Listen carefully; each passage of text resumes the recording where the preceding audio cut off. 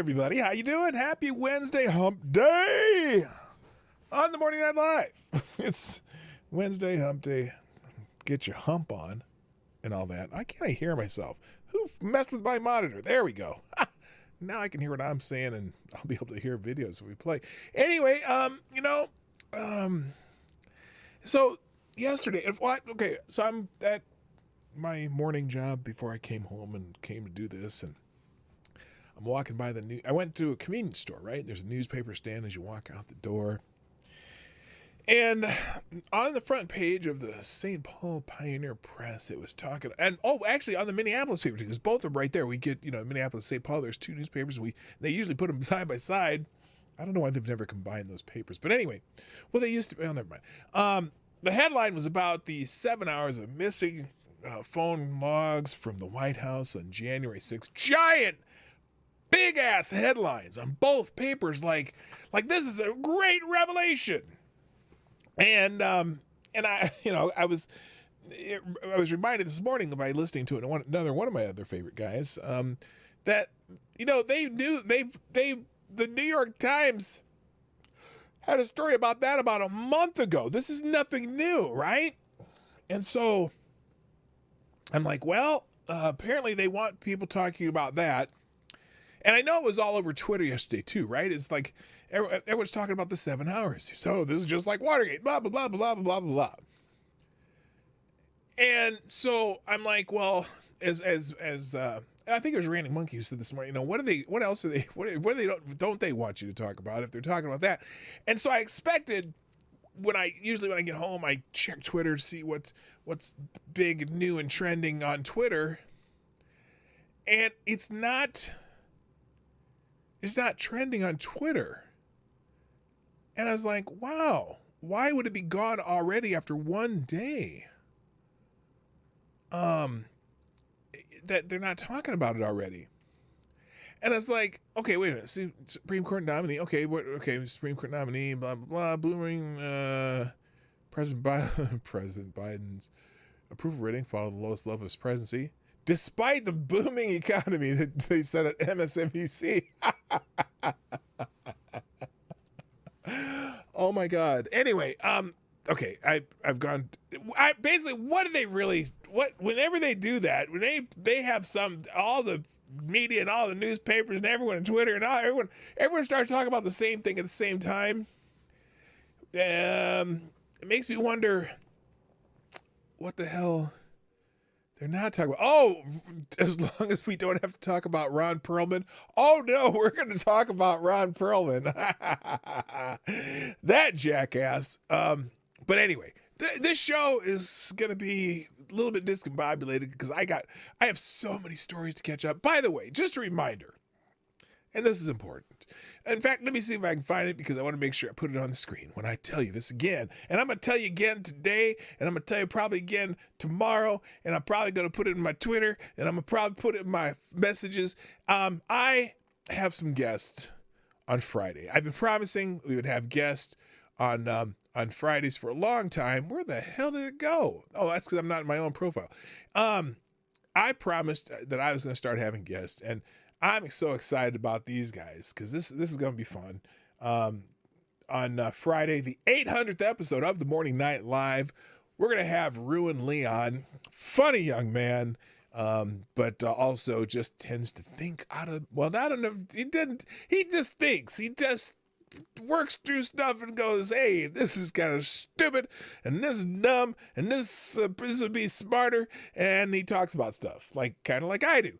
And then we got Christian Watson. Now, Christian Watson, man, this kid's been all over the place. The kids to me, because I'm an old man. In fact, my birthday's on Monday. I'm going to be older on Monday. But anyway, Christian Watson is just one of these cerebral guys, but he knows so much stuff.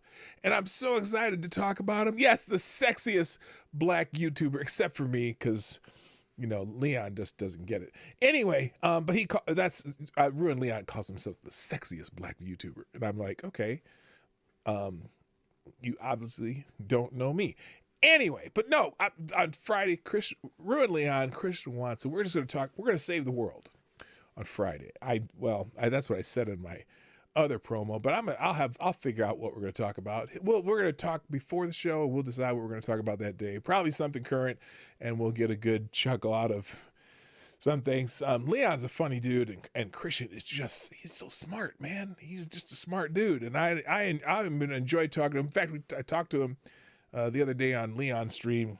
We were talking with a dude that says, well, we might talk about what we talked about with that guy too. But anyway, just want to remind you that's going to be happening on the Morning Night Live on Friday, the 800th episode. Call your friends, call your neighbors. Tell them to come on down. Kind of like on this is The Price is Right, right? Anyway, all right. So that's what's happening. Johnny, play the intro.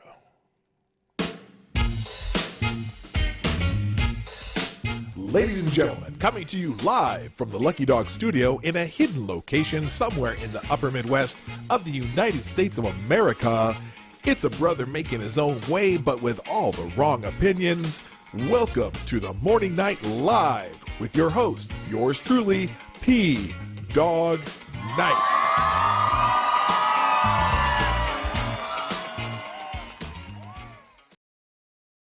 Stop the music. Good morning and welcome to the Morning Night Live. I'm your host, Marty, also known as P. Dog Night on the internet. And welcome back to the P. Dog Night channel. It is Wednesday, the 30th of March, 2021. And I'm glad you're here. I'm glad I'm here. What? Wait, good Lord. Tire says, older men can't be sexy, but you can be handsomest.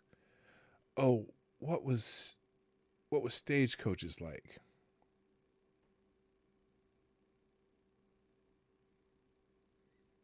Really?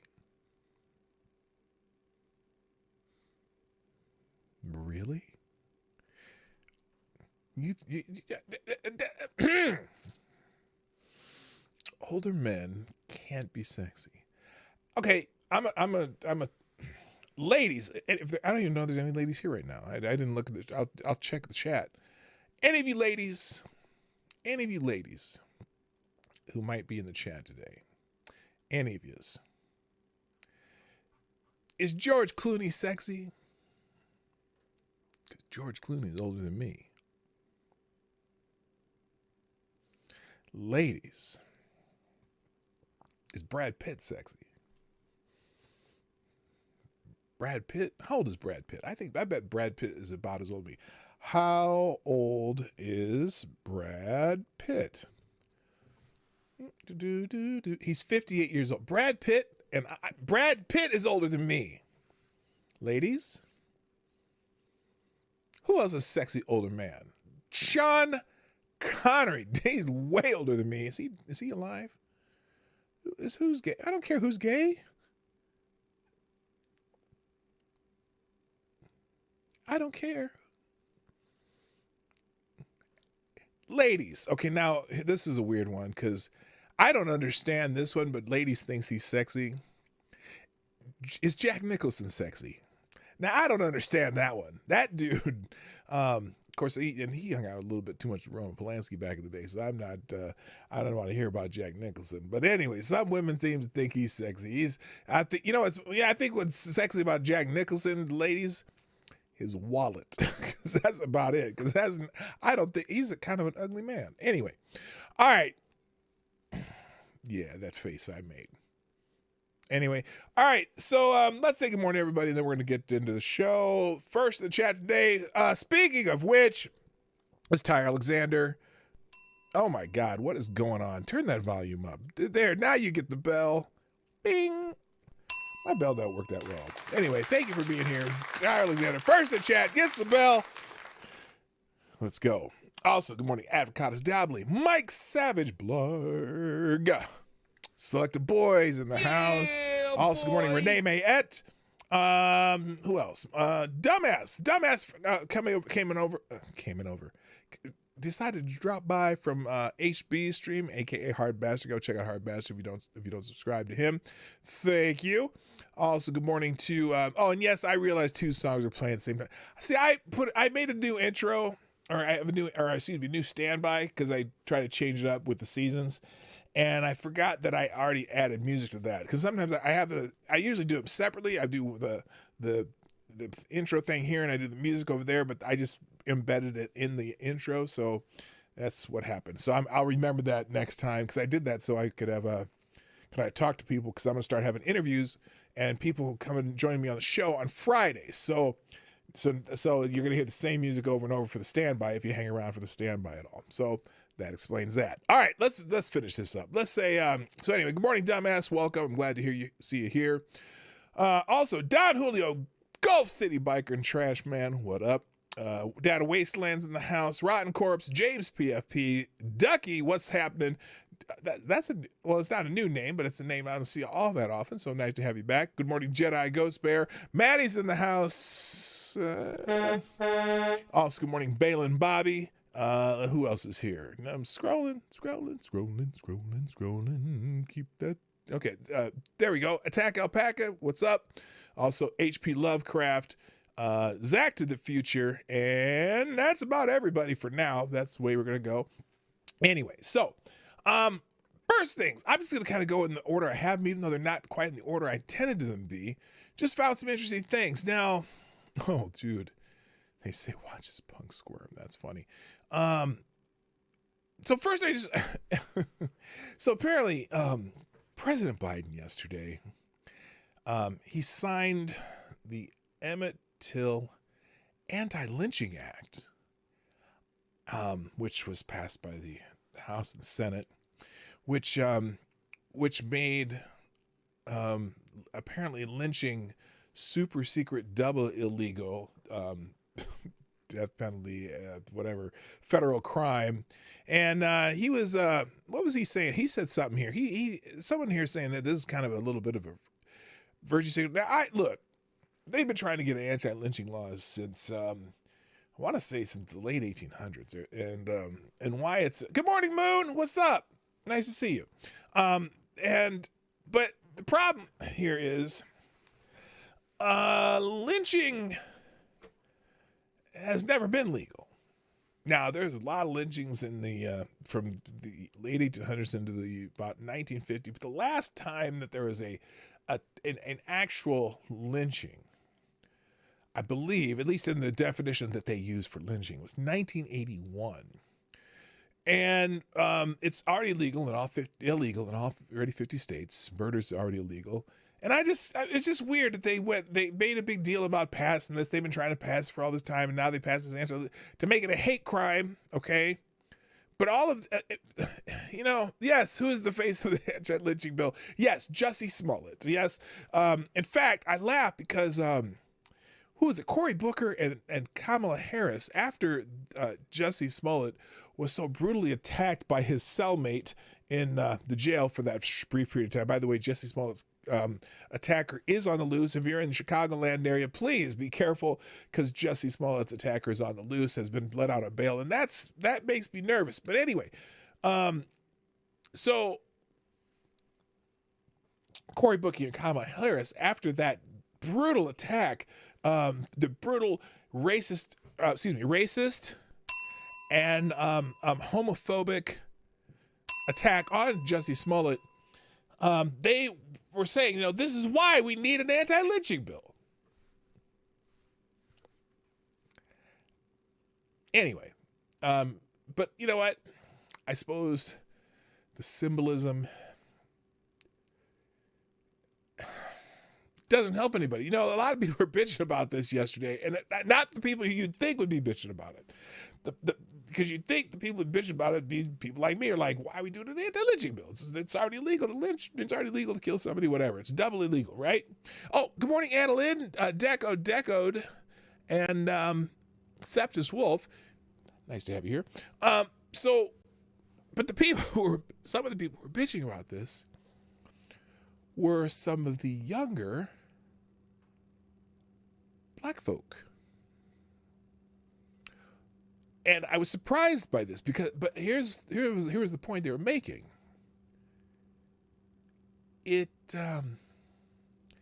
Because they're complaining, well, what about student loan relief? What about this? What about all these other things you promised? You're out here doing a lynching bill when that's already illegal. And so the virtue signaling older crowd that was patting themselves on the back during Biden's ceremony for the Anti-Lynching Act may not be connecting with the people they think they're helping, which I don't even know who they're helping. Good morning, straight Sith male too. So anyway, here's President Biden. I don't know what this clip is. This is just his little bit of his selling of virtue because of the act. It was over 100 years ago in 1900, North Carolina Representative named George Henry White, the son of a slave, the only black lawmaker in Congress at the time, who first introduced legislation to make lynching a federal crime. And it didn't pass. Hundreds of similar bills Big Dro, what's failed up? to pass.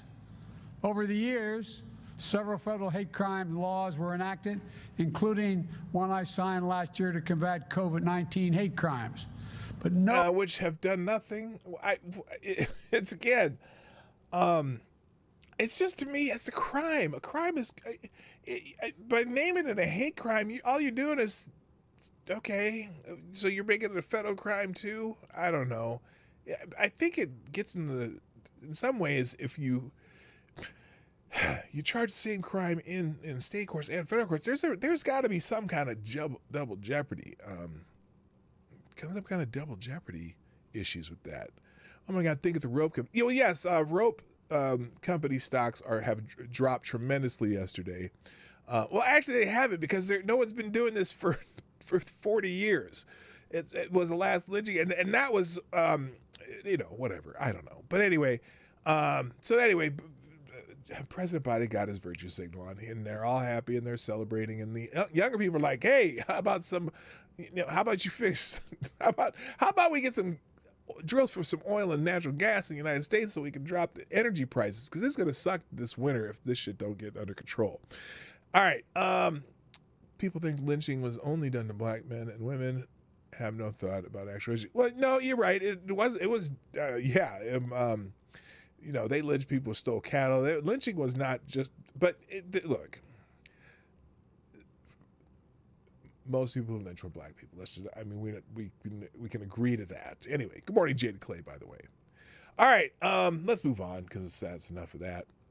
And I'm just doing some odds and ends news first. Chris Rock, we've been talking about the slap trademark. The slap trademark that was heard around the world at the Oscars. Well, there has been that slap has had an interesting effect on the world in that Chris Rock, the assaultee, is that a word?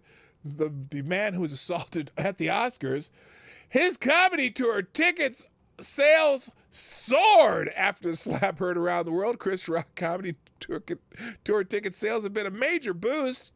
Have seen a major boost after Will tried to slap the black off of him in what has become a viral moment. After telling a joke about Smith's wife, Rock got much more than he bargained for from the defensive husband at the Oscars. Okay, so everyone knows about the slap.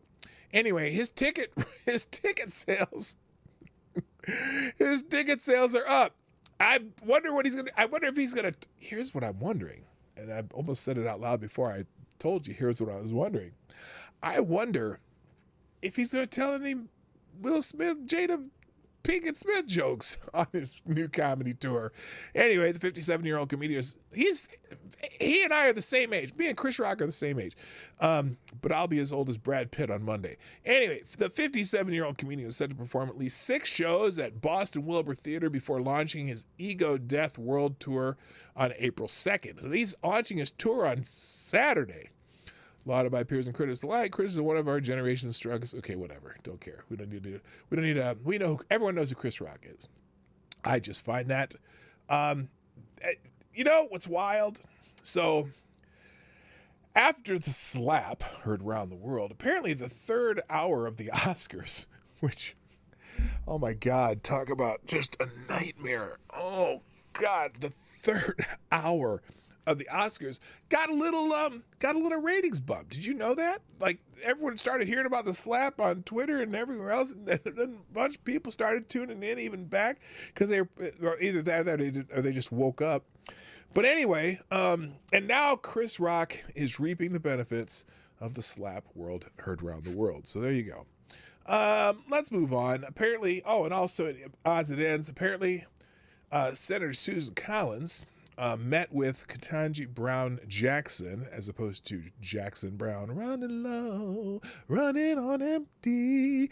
Anyway, and apparently she has confirmed that she will reportedly vote to confirm Judge Ketanji Brown Jackson, giving Jackson at least one GOP vote. Collins told that to the New York Times, apparently. So, as I said before when we were talking about this topic, we already knew that we know that Ketanji Brown Jackson will be seated on the Supreme Court, but I think a lot of the hubbub around her and is going to be a lot more geared toward giving Biden a hard time than it is about the judge. So anyway, now that doesn't guarantee that Joe Manchin will vote for her. That doesn't guarantee anyone else will vote for her. So it still could be 50-50 in the Senate. But I doubt it. I'm pretty sure Murkowski, who else? Mitt Romney. I bet there's a handful. In fact, who was she meeting with? Who was she meeting with today? It said something on here on Twitter. It said, who did it say? Bump, dump, dump, dump, dump.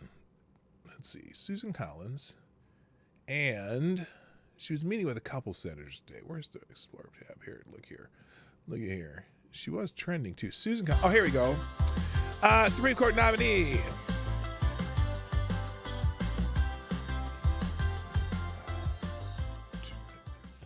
All right, Supreme Court nominee Ketanji Jackson Brown met with two closely watched Republican senators on Tuesday, Mitt Romney of Utah and Susan Collins of Maine, but are still unclear whether she will win any GOP support. Well, apparently it's been confirmed that she has, I guess she's going to have Susan Collins' vote. So there you go. All right. First sponsor of the day. Thank you, Tyler Alexander. Tyler Alexander, you are the new Streamlabs Superstar sponsor of the day. Dropping a bullet in the tip jar saying, quote, okay, I'm curious. How is it racial justice in COVID? If we canonize them, will they stop with the pointless virtue signaling? Saint Biden, the wise. Saint Saint Biden, the wise. Saint Kamala, the chaste. Saint Jussie, the martyrless martyr.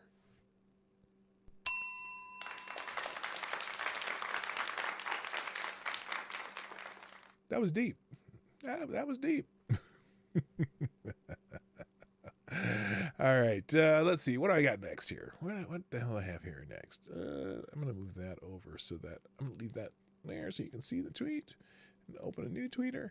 Now, where was I at? I was on, and then finally in odds and ends, is this I'll get to the main topic and then we'll get to the other news. Here's one other odds and ends. This is interesting. Apparently, they had this big thing. This is the Ukraine update, right? Because I have to do a Ukraine update every day because, Ukraine is one of our most important topics in the world right now because a lot of shit can happen there that we don't like. And lots of shit's happening there that we don't like. But apparently, remember that theater? The theater in Mariupol. The big deal about the theater in Mariupol. They attacked a theater in Mariupol, the Ukrainian city of Mariupol, right? And we got reports that many people were killed, hundreds of people killed, and whatnot. Well, this is someplace called the Gray Zone. I'm not sure who runs the Gray Zone, but this is interesting. BBC correspondent fixer shaping Ukraine war coverage is a PR operative involved in war messaging tool. I don't know what the tool part means in that sentence. BBC reports on suspicious destruction of a theater in Ukrainian city of Mariupol were co-authored by a Ukrainian PR agent tied to a firm at the forefront of her country's information warfare efforts. Now, this is fascinating. Before serving as a fixer and reporter for the BBC, not BBC Rentals, though, that's one of my sponsors that comes around every once in a while, Orsia Kimiak handled PR for a startup called Reface, which created what the Washington Post called a reality distorting app, now serving as a kind of Ukrainian war messaging tool. Ah, that's what they mean. They're using a reality distorting app being used as a war messaging tool. According to her LinkedIn profile, Kimiak was the director of PR for Reface until October 2021. While working that job, Kimiak says she built, quote, long-term relationships with editors and media representatives, end quotes. Resist, Marty. Resist. Okay, no, that's terrible. She has also overseen a PR course for the Kyiv-based Projector Institute, whose website currently greets visitors with the slogan, "Glory to Ukraine, we will win." With her wealth of media contacts, Kimiak now plays an instrumental role in shaping BBC's coverage of the Ukrainian-Russian war. She has even shared a byline with the network of Lviv-based correspondent Hugo Bachega, authoring reports focused on demonstrating Russian culpability for the bombing of the Mariupol Dramatic Theater. Stay with me now. This is interesting. It gets more interesting now. Listen carefully. Hello, Midnight in Exile. Hello. What's up? Now, she broadcast her political bias in her Twitter bio, stating that she is a fixer in Lviv for journalists, for reporters who show honest images of Russian war against Ukraine. Hashtag Ukraine shall resist. So here's her profile. Russian warships, surrender or you will die. Ukrainian border guards, Russian warship, go fuck yourselves. Oh, well, wait a minute. Didn't that little thing about, that's in her profile. That's her profile header picture. And then there's her. No, she's a fine individual. Look at that. I didn't even see her. Damn, girl. Anyway, Kimiak's Twitter background references the Snake Island standoff, which was widely reported by mainstream Western media outlets and heralded as a testament to Ukrainian military bravery.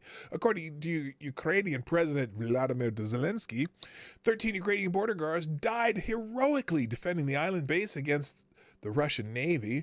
Russian warship, go fuck yourself, were the soldiers' final words, or so the story went. The Ukrainian guards ultimately turned up alive as Russian captives. The entire story of courage under fire, including the Snake Island defenders' famous last words, was a myth. One of so many stories fabricated or heavily distorted by pro-Ukraine elements that they have become impossible to count. Now, on the Twitter page of the PR agent turned BBC correspondent, Kimiak, the phony Snake Island standoff, is still treated as a real historical event. Huh.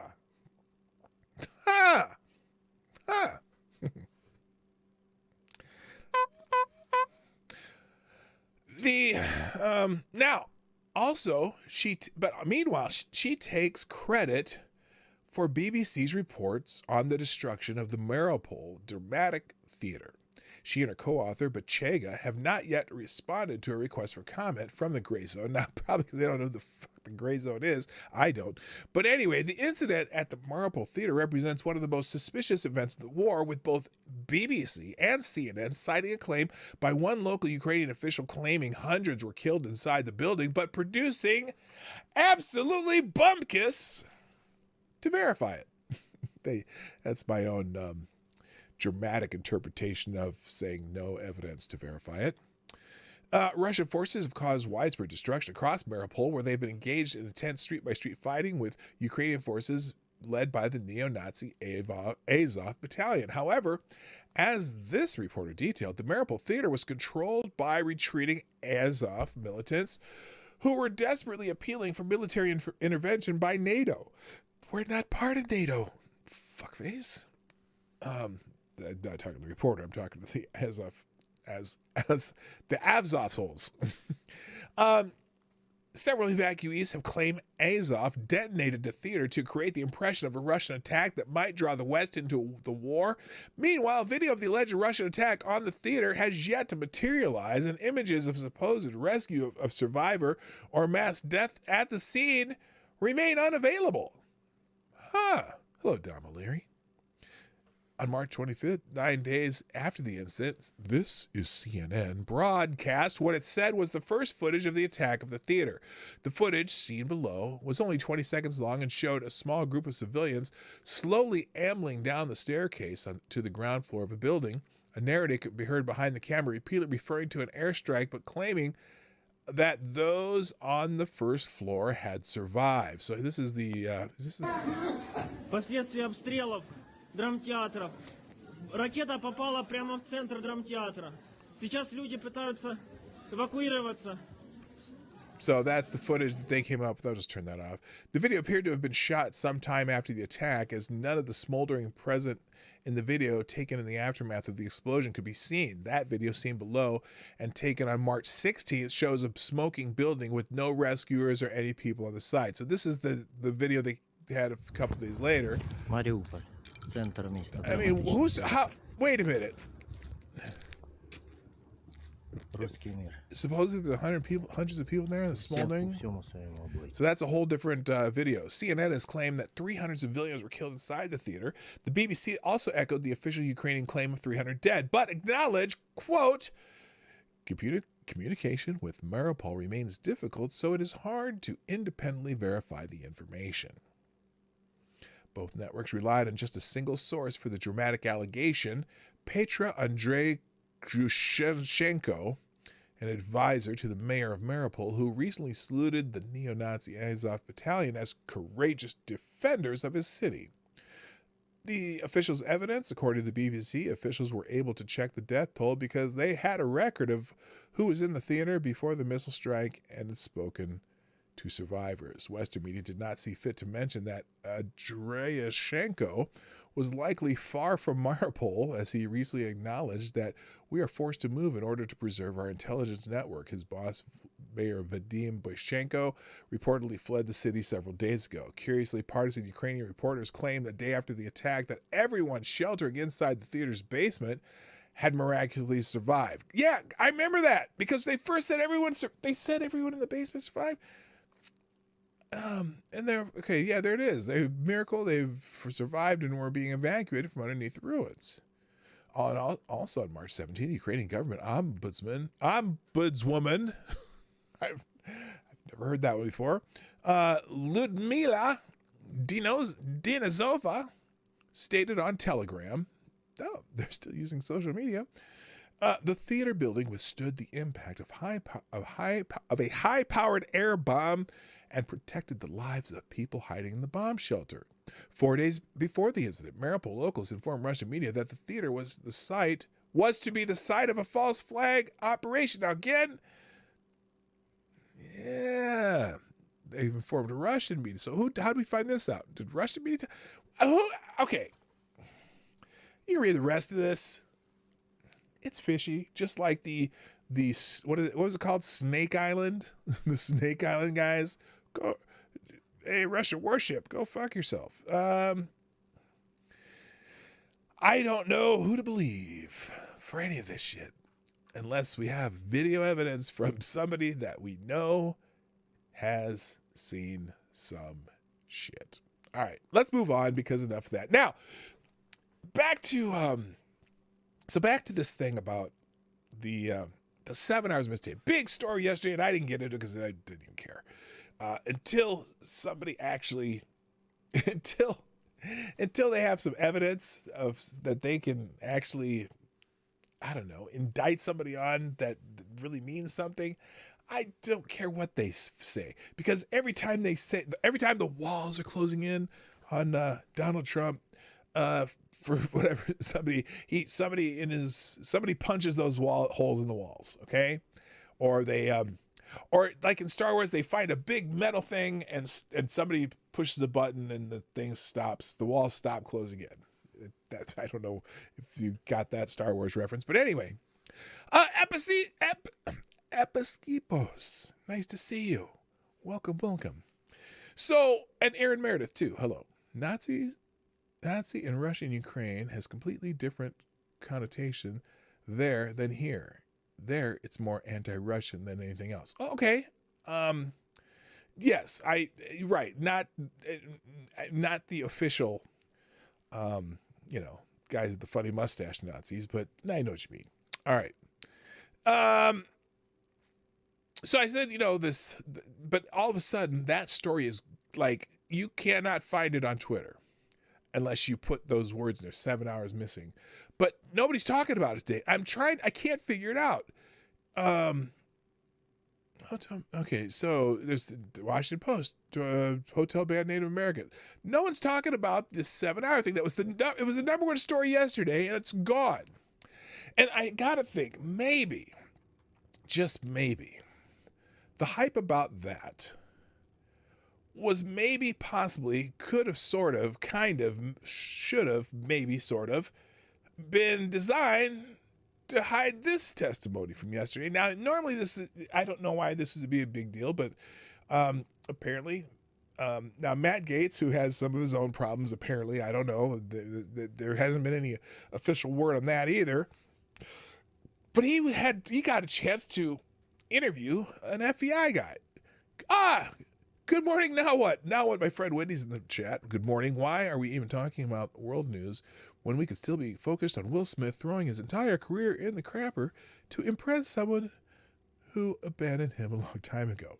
Well, that's a whole other story. By the way, my friend, and I'm just speaking directly to my friend here, I don't know if you caught this, because I haven't been on any of the social media things lately, but my son got engaged this week, or 2 days ago, Sunday. My son got engaged Sunday. So now I have a son getting married, and we have a new baby, and I'm feeling like an old man.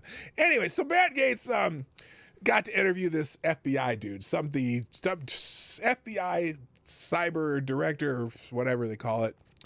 And I don't know what he was testifying about, but apparently the subject of Hunter Biden's laptop came up. And now I haven't spoken a whole lot about Hunter Biden's laptop. We know there's a whole lot of information on there. There's a whole lot of stuff on there that any other human being on the planet who is related to a high level, executive office politician would be investigated for, except for the fact that it's not a Trump and it is a Biden, so that rule goes all the way out the window. Matt Gaetz confronts FBI official on whereabouts of Hunter Biden's laptop and enters it into the congressional record. Hoo boy. Republican Florida Representative Matt Gaetz pressed the assistant director of the FBI cyber program on Tuesday about the whereabouts of Hunter Biden's laptop and whether the laptop could leave the U.S. in a vulnerable position against adversaries. So where is it? Okay, wait, here, let's just see. I think this exchange is here. Let's just watch this. So where is it? The laptop. Sir, I'm not here to talk about the laptop. I'm here to talk about the FBI cyber program. You are the assistant director of FBI cyber. Now, real quick, to be fair, this particular FBI director of cyber affairs probably really doesn't necessarily know. Well, maybe he would, because there's passwords and stuff. There's all kinds of stuff on that laptop that we're starting to learn and starting to drip out and stuff. But anyway, here. I want to know where Hunter Biden's laptop is. Where is it? Sir, I don't know that answer. That is astonishing to me. Has FBI cyber assessed whether or not Hunter Biden's laptop could be a point of vulnerability, allowing America's enemies to hurt our country? Sir, the FBI cyber program is based off of what's codified in Title 18, or Title 18, Section 1030, a code which talks about computer intrusions, right, using nefarious intent, network. But you've talked about passwords here. I mean, Hunter Biden's password on his laptop was Hunter02. He drops it off at a repair store. I'm holding the receipt from Max Computer Repair, where in December 2019, they turned over this laptop to the FBI. And what now you're telling me right here is that as the assistant director of FBI Cyber, you don't know where this is after it was turned over to you 3 years ago. Yes, sir, that's an accurate statement. And now, I'm sure that is an accurate statement, because why? I'm not sure why this particular guy would know where it is. Good morning, Brent Hayes. How you doing? This particular guy would know specifically where it is. He could answer this question. He could not know specifically where it is because he may not be into the minutia of what all the agents are doing. But somebody at the FBI has got to know where this laptop is. How are Americans supposed to trust that you can protect us from the next colonial pipeline if it seems that you can't locate a laptop that was given to you 3 years ago from the first family, potentially creating vulnerabilities for our country? Sir, it's not in the purview of my investigative responsibilities. But that is shocking that you wouldn't, as the Now, I am going to say that Matt Gaetz is grandstanding a little bit here, but there's some purpose to his grandstanding because nobody really wants to talk about this in the media or the FBI or in the executive office, especially in the executive office, because, there's a lot of stuff on there that just says, Joe was dipping into some things while he was vice president of the United States. There's some stuff in there that, because remember, the New York Times verified that the whole laptop is what's it called? It's real. I'm real. There you walk the way you talk. Anyway, it's real. So we know it's real now. Because before, remember when back in the presidential race, when the guy with the funny hair was running against President Puddinbrain, that they asked Puddinbrain straight up front, what about this laptop? And he said, this is a Russian conspiracy. And based on some 50 intelligence guys that lied their asses off, right? But now we know it's not a Russian conspiracy. And in fact, they asked Jen Psaki, the press conference, press briefing. And she said, they asked her point blank, hey, does the president still believe that this is a Russian conspiracy? Because, they confirmed, the New York Times confirmed it. And she didn't want to answer that question. So anyway, but there's a little bit of an ulterior motive here that Matt Gaetz has. Assistant Director of Cyber know whether or not there are international business deals, kickbacks, shakedowns yes, on this all laptop that would make the first family suspect to some sort of compromise. Mr. Assistant Director, have you assessed whether or not the first family is compromised as a result of the Hunter Biden laptop? Sir, as a representative of the FBI cyber program, it is not in the realm of my responsibilities to deal with the questions that you're asking me. Has anyone at FBI Cyber been asked to make assessments whether or not the laptop creates a point of vulnerability? Sir, we have multiple lines of investigative responsibility in the FBI. They're all available in public source. Well, I would think you'd know this one. I mean, I would think that if the president's son, who does international business deals, referencing the now president with the Chinese, with Ukrainians, I mean, have you assessed whether or not the Hunter Biden laptop gives Russia the ability to harm our country? Sir, again, we can do this back. I wonder if they ever, if anyone hacked Hunter Biden's laptop. I doubt it. Anyway, this goes on and on. Basically, though, let me see if I can get to the part right here. Right, is that it? No, that's not it. This goes on for a while. Same kind of back and forth. I don't know. We don't know. I don't know. They don't know. Then he asked him if he'd go and, check on these questions for me. But then he does. Where is it? Oh, did I miss it? Oh no, this isn't the part. Anyway, that goes on. And then he says, I want to put this in the congressional record. Because he has a copy of the contents of the laptop in his hand, in a little hard drive in his hand, because a lot of people have this stuff right now. And oh my gosh, there was everything stopped in this hearing, and Jerry Nadler is in there and going, I don't know, we're not going to do that. And then he asked if he can put the receipt for the laptop in the congressional records, which there was no objection to that, but there was an objection to him putting the actual contents of the laptop in the congressional record. Just anyway, so let's see here. Let me go into the second one here because there's another one. So anyway, the FBI does not know where the laptop is. Vondran told Congress he didn't know where the laptop is, nor does he even know who should know the whereabouts of the laptop. Weird considering he is the assistant director for FBI's cyber division. Gates mentioned the laptop's international business deals, kickbacks, and shakedowns that might potentially hurt the Biden family.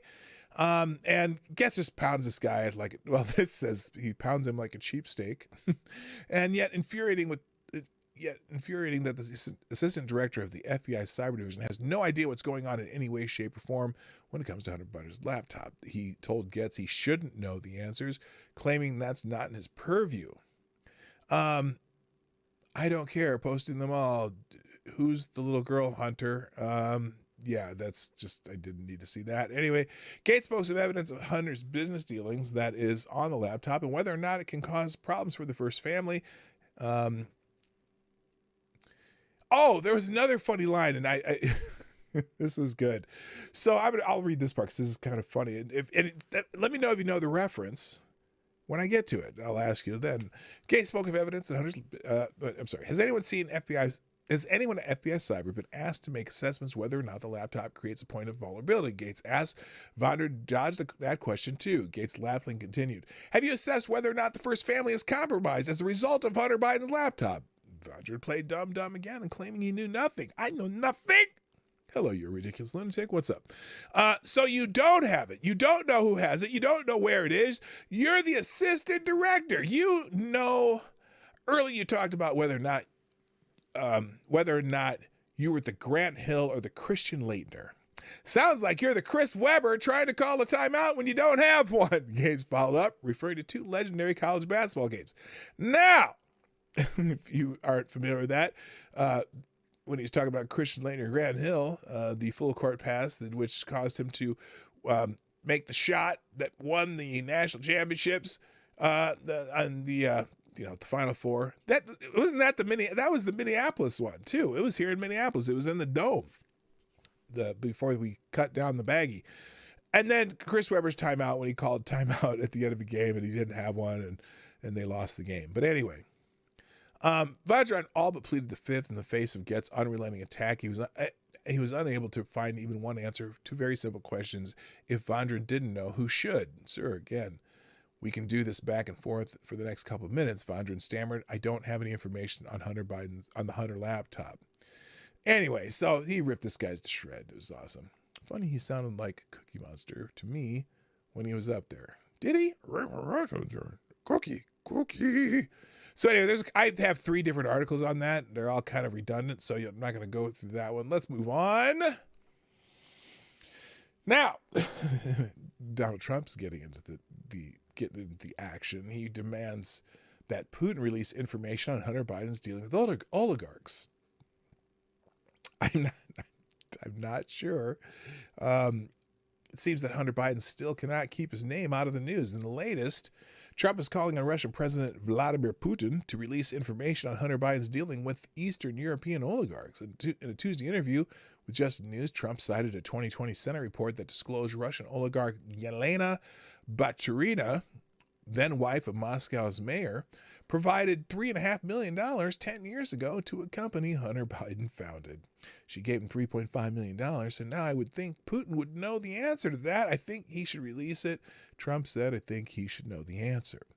Remember that? No one talks about that. I don't get it. She gave it. Why was the mayor's wife? Was it Moscow? The mayor of Moscow's wife? Why did the mayor of Moscow's wife give $3.5 million to Hunter Biden's new company? Whatever. Anyway, Trump also said he'd like to know more about Hunter Biden's relationship with Ukrainian oligarch Nikolai Zlochevsky. sorry, my Eastern European name pronunciation leaves something to be desired. The owner of Burisma Holdings, which paid him hundreds of thousands of dollars a year. Trump said he tried to raise the question of Hunter Biden's foreign dealings during the 2020 election, but was immediately shut down by then Fox News anchor Chris Wallace. Yeah, because Chris Wallace was the third debater in that debate, and then Biden claimed Russian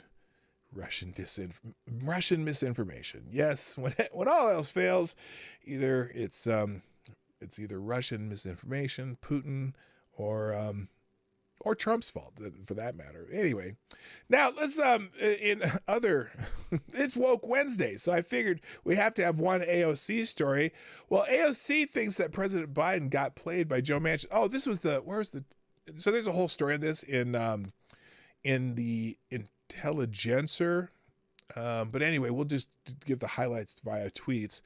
AOC thinks President Biden got played by Joe Manchin, and that the president's nostalgia for a bygone era of backroom deal making could prove disastrous for Democrats in the midterm. So basically, this is a story how AOC believes that Biden should just become a dictator. That's the only thing I can get from this article. She says that the rhetoric we see today has been political reality for her entire life. I feel like our politics has fundamentally changed, whether it's for the better or for worse, for people's determination, but I was never under the illusion that we could bring Manchin along. The days of cutting deals in smoke-filled back rooms, not black rooms. I'm familiar with black rooms. Back rooms are over, and AOC says that the fact that Biden and others don't realize it could spell disaster for the fall elections.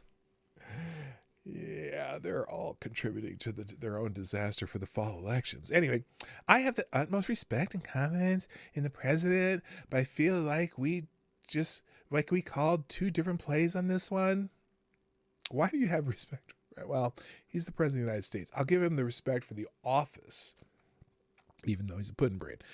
With Democrats facing an uphill battle to keep control of Congress, AOC says the party's progressive base needs to be fired up. Whoa, yay! Where's the party horn?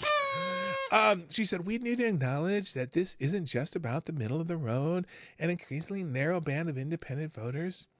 And this is really about the collapse of support among young people, among the Democratic base who are feeling that they have worked overtime to get this president elected and aren't necessarily being seen.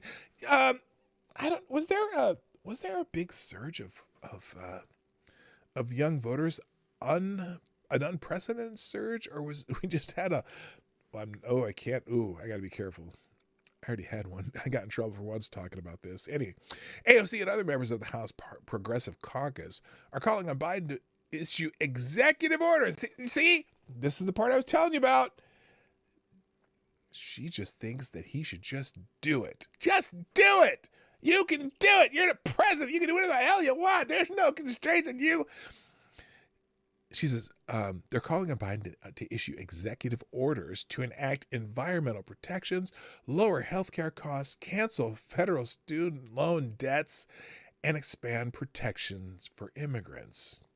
If the president does pursue and start to govern decisively using executive action and other tools at his disposal, I think we're in the game. But if we decide to just sit back for the rest of the year and not change people's lives, yeah, I do think we're in trouble. You're already changing people's lives. Don't you realize that? Do you not realize that this administration is already changing people's lives? Have you? Well, you don't buy gas because you bought a Tesla and you don't really drive anyway. And, but, even your electric bill for that Tesla's going up. Did you know that, AOC? And I just don't, the whole, environmental action. Have you bought groceries lately? Of course, you're making probably three times what you used to make as you weren't a bartender. You were a hostess, by the way. Anyway, lots of politicians are trying to imitate AOC's success. Her success at making Instagram posts, she hasn't got a single piece of legislation passed. Although you and your squad did, I suppose, get some people moving some of the policies to the left and getting. I don't know how you got some of this stuff in, but I don't know about that success thing. Anyway, but few even among progressives have been willing to do what she has to support a growing number of local and state officials, especially in Latino neighborhoods. I think it's really disgraceful. This is her again. I think it's really disgraceful, the lack of a Latino representation. And the thing is that this isn't just about identity representation. Yes, it is. That's all it is to you. You stop lying. It is about Latino representation. Oh, it's not about it because she wants progressives. That's right. Because as we're finding out, a lot of the Latino, and I don't mean Latin X because no one likes that term.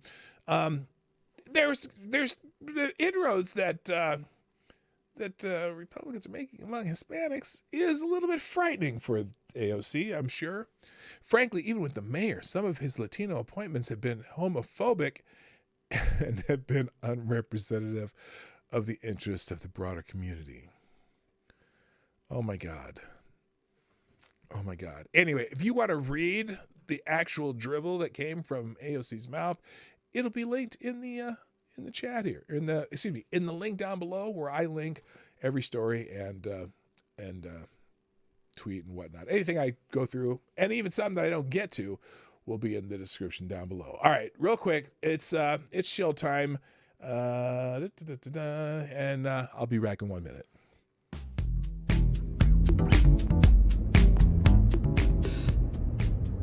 Hey everybody, it's me, Marty. Welcome to the Morning Night Live. I hope you're enjoying the show. The Morning Night Live is sponsored by you, the viewers of the Morning Night Live. Please, if you have a moment, take time to share this stream by hitting that little arrow down below or up here if you're on a mobile. And please hit the like button. I know you like it if you're still here and you're still watching.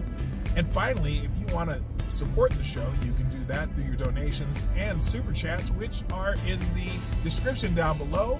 You can do that at Streamlabs link or at pdognight.live. That every little bit helps. And thank you for watching. Now back to the show. All right, I'm back. Okay, let's have a couple more. Let's see, how many of these? I think I have maybe just one. I have another update. What the hell's this shit on my screen? Get off my screen! How do I get that off my screen? There's that. There we go. Couple things, a couple more updates on the Ukraine situation. Apparently, Russia is reducing military activity in Kyiv and Chernihiv, which we kind of talked about a little bit yesterday. But anyway, those peace talks are in the first 2 weeks. At the last one, the Russian oligarch and 2 Ukrainian delegates had symptoms of possible poisoning. We talked about that yesterday. Anyway, it's day 34 of Russia's full-scale invasion of Ukraine. Russia promised to reduce the military activity in Kyiv and Chernihiv. Keyword, reduce.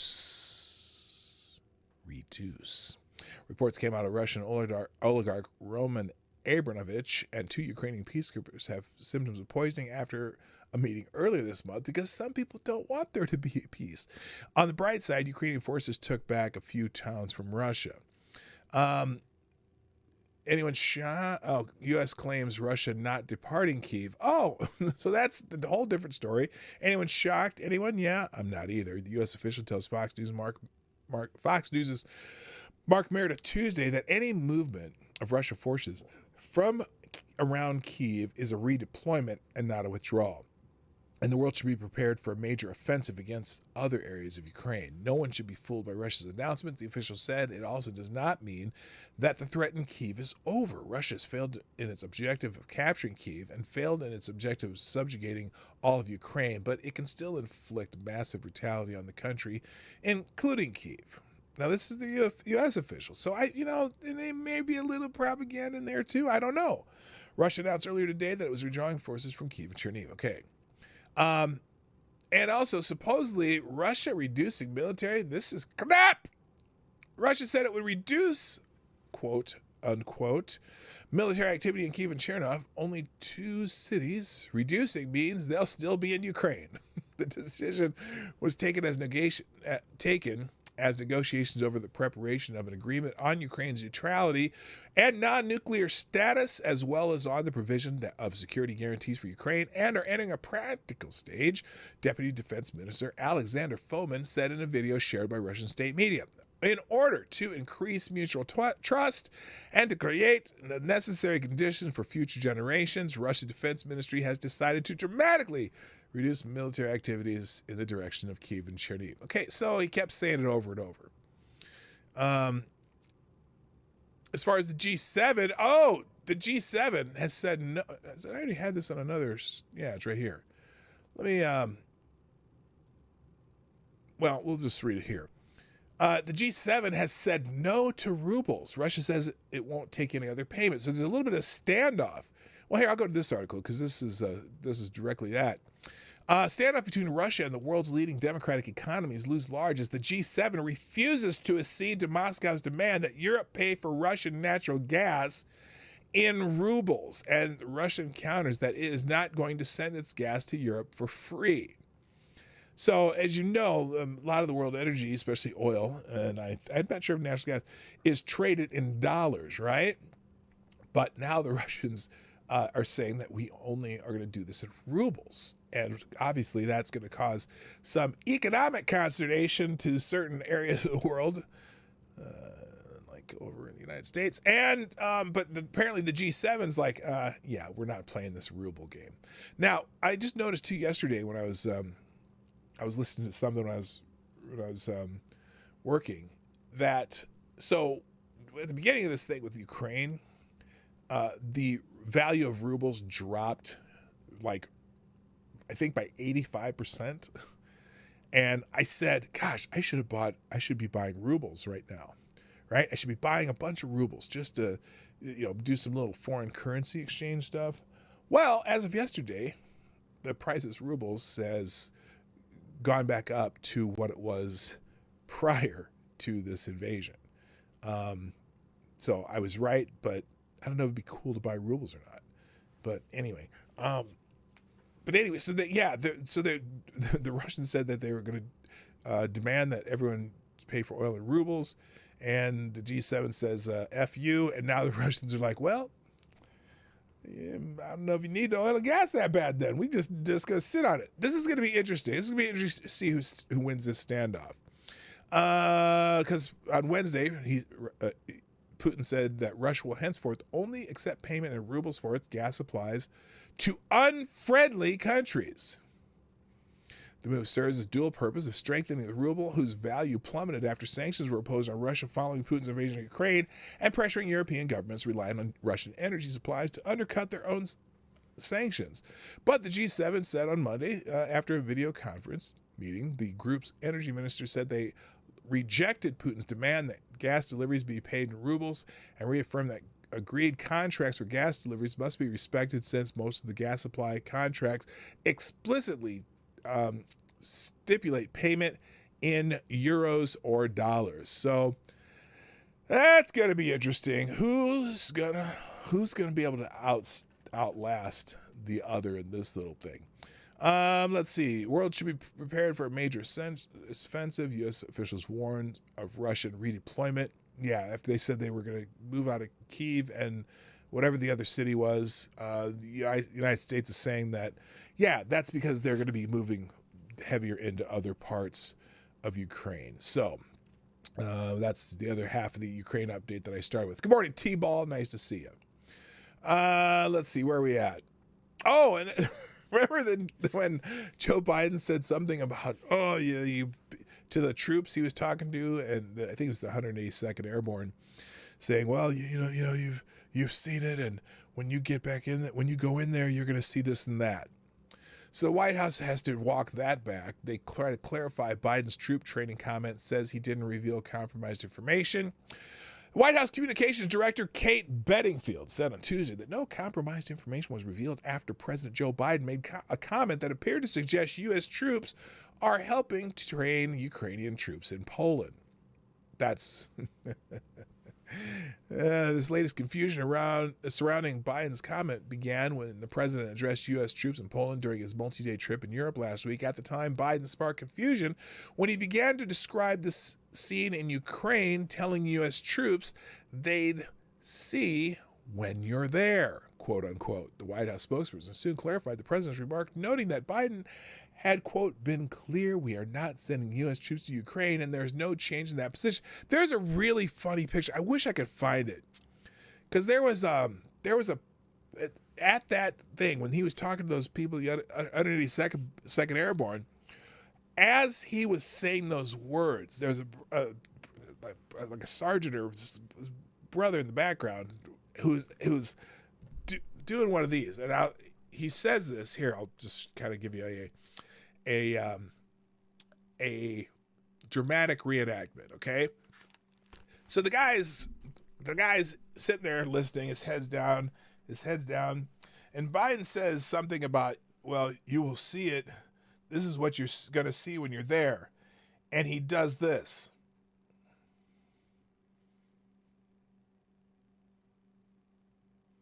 And just starts staring at Biden. It was hilarious. I wish I could find the picture. It's very, very, very humorous.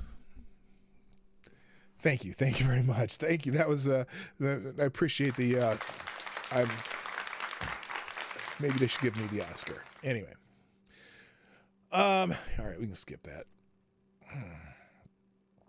Oh, and then also I'm not going to go through this, but there's another article in the New York Post too about how nobody believes Biden has a red line in Ukraine after Obama's Syria debacle. So remember when Obama said that there's a red line, and if you cross this red line and you use chemical weapons, and we're going to do all these things and do it for you, and then we're not going to allow it to happen again.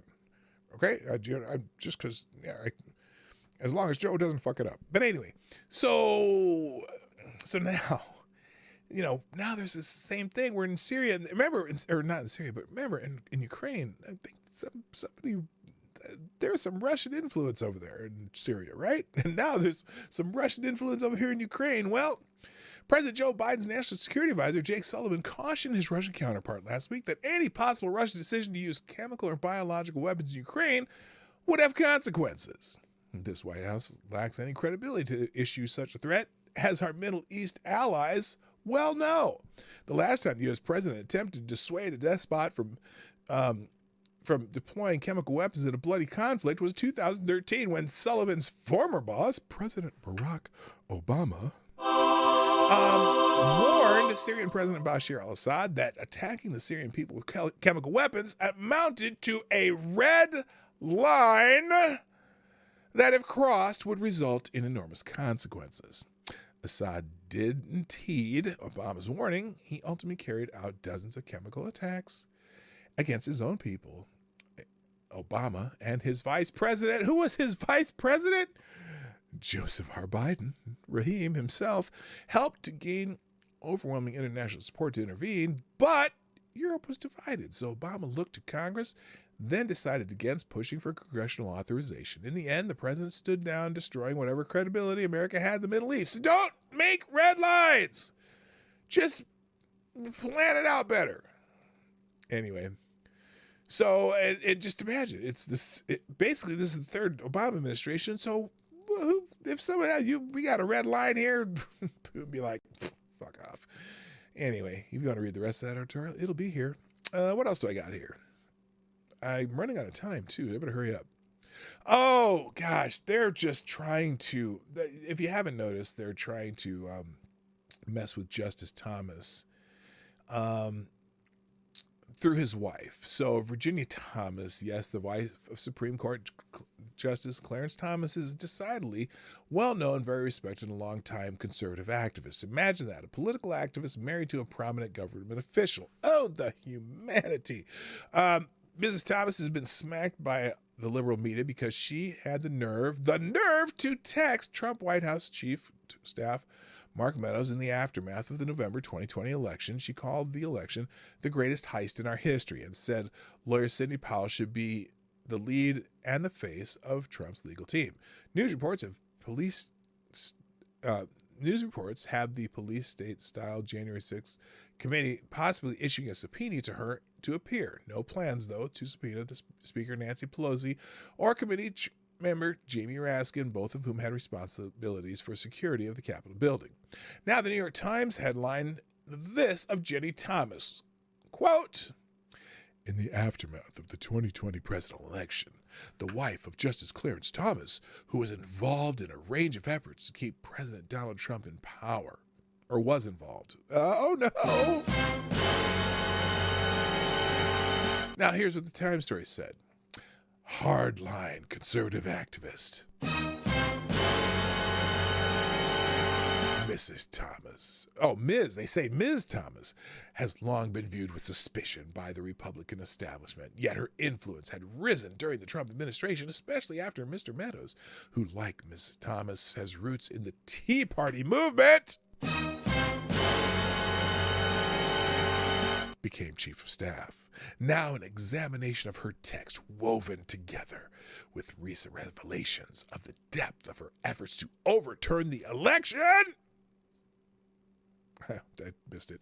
Anyway, shows how firmly she was embedded in the conspiratorial fringe of right-wing politics.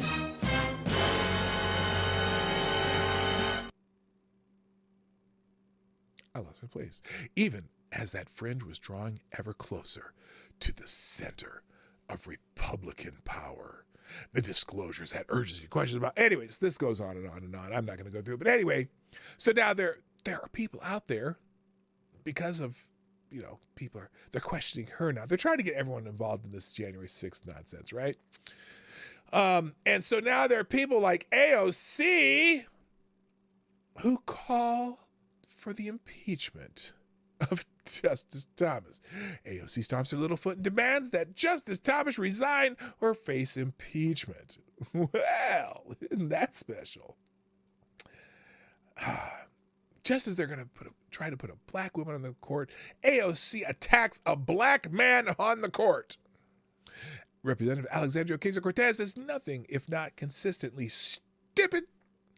Her latest idiocy is her strident demand that Supreme Court Justice Clarence Thomas resign or face impeachment. Ocasio-Cortez's penchant for blowing up trivial issues into federal cases never ceases to amaze. Quote, Clarence Thomas should resign. If not, his failure to disclose income from right-wing organizations, recuse himself from matters involving his wife, and his vote to block the January 6th Commission from key information must be investigated and could serve as grounds for impeachment. All of this is because Thomas's wife, Ginny, has worked for conservative groups, perfectly legitimate conservative groups. As for recusing himself from matters involving his wife, which cases were those, Ms. Ocasio-Cortez? The cases she is referring to did not involve his wife in the slightest, but rather groups she worked with. Justice Thomas has no cause to recuse himself. The radicals are just flinging crap at him. But it's funny that I call for his impeachment.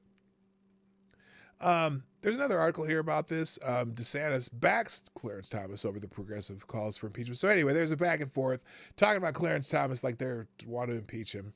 They can all shut the fuck up. Now, by the way, it's kind of timely. Fed's pyramids. Here's the other part. I was going to talk about this too. I definitely want to get this one. So remember Ray Epps? Y'all remember Ray Epps? Ray Epps, the guy that never got arrested. I still don't think he's been arrested. But here's the guy that said, we need to go to the Capitol. We need to go inside. And he's running around with all the guys meeting, before, on January 5th, telling them they need to go inside. And then on the day of the thing, he brings a bunch of people. He was one of the first people over the Capitol, even roughly almost an hour before President Trump was even done speaking. Ray Epps is there at the Capitol barricades with some groups, and they happened to just breach the very perfect spot where everyone would be walking. They didn't do the other ones over here and over there. They did the ones that are straight and direct beeline to the Capitol from where the speech was happening. And then miraculously, no reinforcements or anything stopped these people from just, going through these barricades. It made it look very convincing. Anyway, Ray Epps, that's the guy. You've got to go inside the Capitol. You must go inside. And then he whispers to the guy when they're at the barricades, and then that's when they start breaching the barricades. Right after he whispered to that guy, all of a sudden they're breaching barricades. Okay, so Ray Epps, the feds are preparing to make a disclosure about Ray Epps, according to court docs. The Biden administration is reportedly preparing to release more information about Ray Epps, a man who has been accused of being a Fed during the January 6, 2021 riot that broke out at the U.S. Capitol.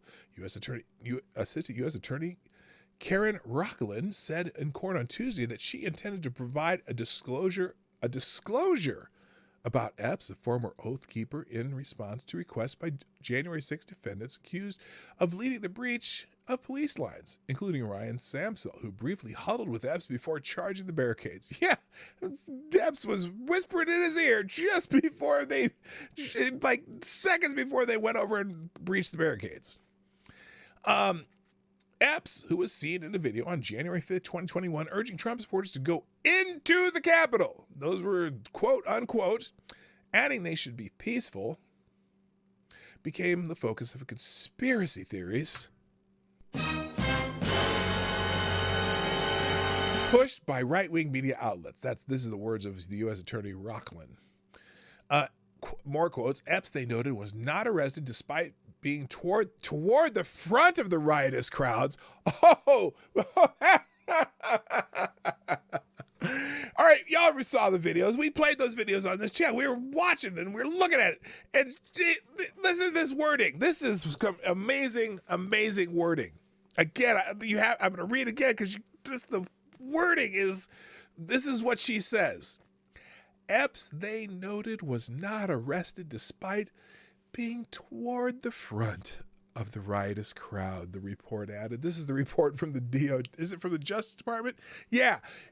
Being toward you mean like he was right next to people who were next to the barricades that were being breached, and he whispered in their ear just before they breached it. Oh my God, he was in the front with everybody else. Toward the front. You jackholes. And although his face initially appeared on a list of unidentified suspects, it was removed months after the breach. That led to unsupported claims that Epps was a government informant. Well, good God. Senator Ted Cruz grilled Jill Sanborn, Executive Assistant Director for FBI's National Security Branch, sorry, I'm not enunciating well, about Epps during a Senate Judiciary Committee hearing back in January titled The Domestic Terrorism Threat 1 Year After January 6. Sanborn repeatedly refused to answer Cruz's questions about whether FBI agents or confidential informants participated in the January 6 riot. Oh, I can't say it, but they were there. Ms. Sanborn, was Ray Epps a Fed?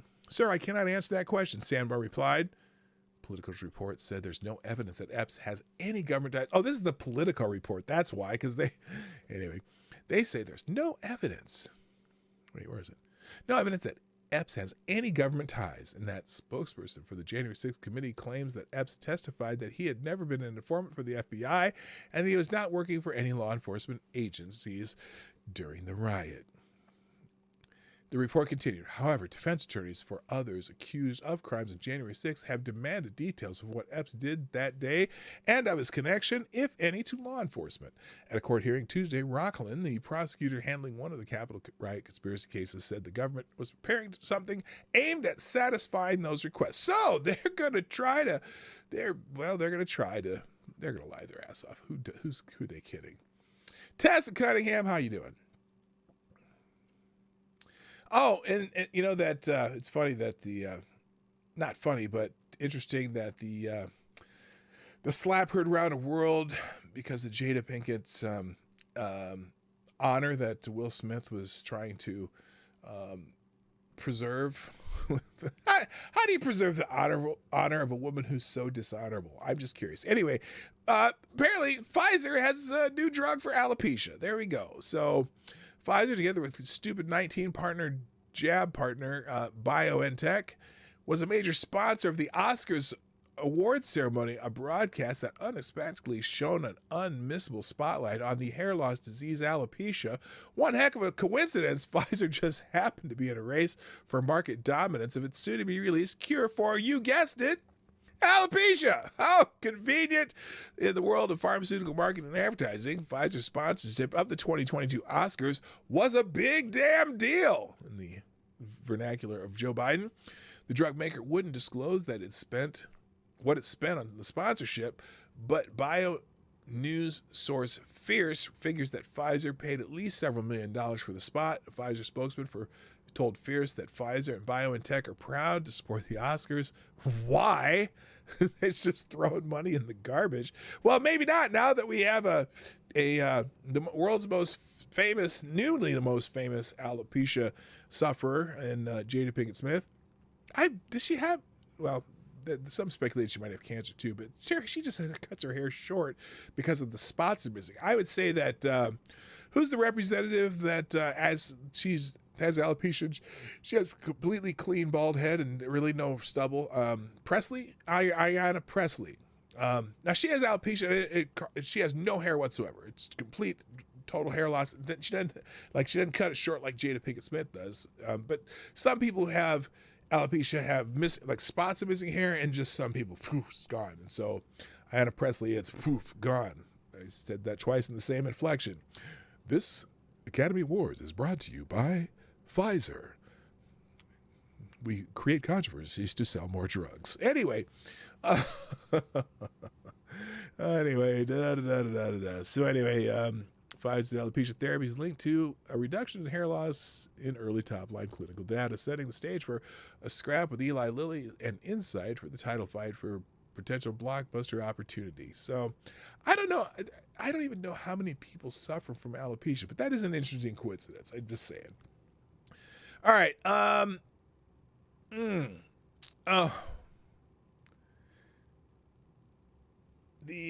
Apparently this budget that we'll go into the budget tomorrow on FTG Thursday because F this budget.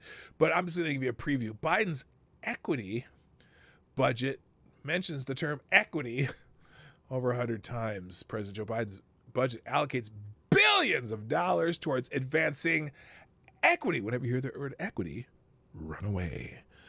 In dozens of government agencies, even as his administration attempts to sell it as a moderate proposal. And that's all I'm going to do on that one. But I'll have it in the tabs anyway if you want to get a head start. Also, there's a bunch of, we're going to talk about Biden's budget tomorrow. I have a few articles on that. I do want to talk about it. Apparently there's a California convicted terrorist gets 15 years for selling meth while on a supervised release. Fantastic. God. He got one of those, did he get one of those COVID breakouts? I can't remember which one this one is. Anyway, he had served 16 years in prison for plotting jihad attacks against U.S. military operations in Israel and Jewish facilities in Southern California. But now he was out, and it was time to turn his life around and make something of himself, right? Not quite. Monday, Al-Asiri was sentenced to 15 and a half years in prison for selling meth while he was on supervised release. A Florida man incident on the left coast? Maybe. Or maybe something much more sinister was going on. Anyway, that story's there. And then,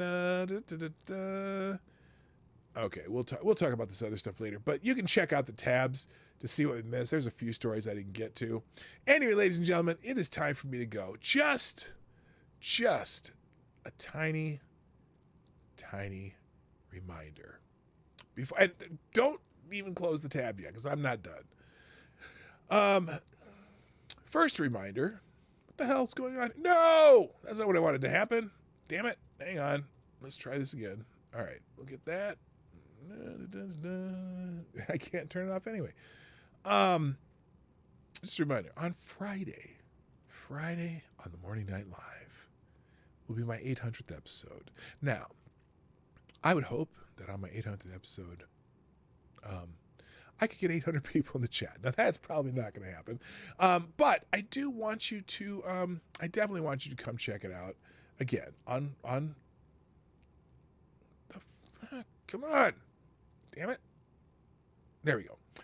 I do want you to join me on Friday when we have guests Ruin Leon and Christian Watson, two very very intelligent young men who make YouTube videos and talk about certain things, and they have a very independent streak to each of them. And they're just they'll be fun to talk to. It'll be fun. Leon is funny. Christian is very cerebral, and it'll be a good mix. So join us Friday for the 800th episode of the Morning Night Live. Also, if you haven't done so yet, let me just say something to you. Just let me tell you something. If you haven't done it yet, please hit the like button and share the stream. Before, during, and after the stream, you can share the stream, and it makes the world go round. And also, if you're watching a replay, put a comment in the comment section so I can say hi and say thank you and all that kind of stuff. And if you would be so kind, for those of who like to sponsor the show, thank you so much for sponsoring the show. By the way, I have a new outro, updated the superstar sponsors so far this year, and Ty Alexander, you are the superstar sponsor of the year so far. Also, what else? Is there something else in there? I can't remember. Anyway, thanks for being here. I'm here Monday through Friday, 10 o'clock Eastern, 9 o'clock Central for anyone else in my time zone. And you can figure out the rest of the time zones yourself, because you used to do it based on Eastern time. That's fine, whatever you do. I must leave now. I gotta go. I gotta thank you one more time, though.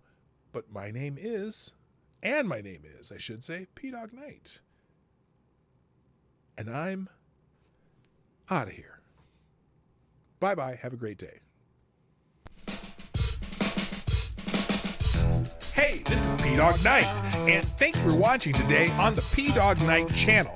If you have an observation or remark you'd like to make about this video or my channel, I absolutely welcome you to write it in the comment section down below. I really look forward to hearing from you. And before you go, if you like what you saw but you're not already subscribed, please make sure you hit the subscribe button and definitely click that bell that pops up afterwards so you'll be notified when I post new videos or when we go live. I broadcast my live show, The Morning Night Live, Monday through Friday at 10 o'clock Eastern, 9 o'clock Central. A special thank you to all the supporters of this channel who share our videos on social media and who make donations through Streamlabs, YouTube, Venmo, and Cash App, which are all linked in the description down below. Thanks again, and until next time, I'm P-Dog Knight, and I'm out of here.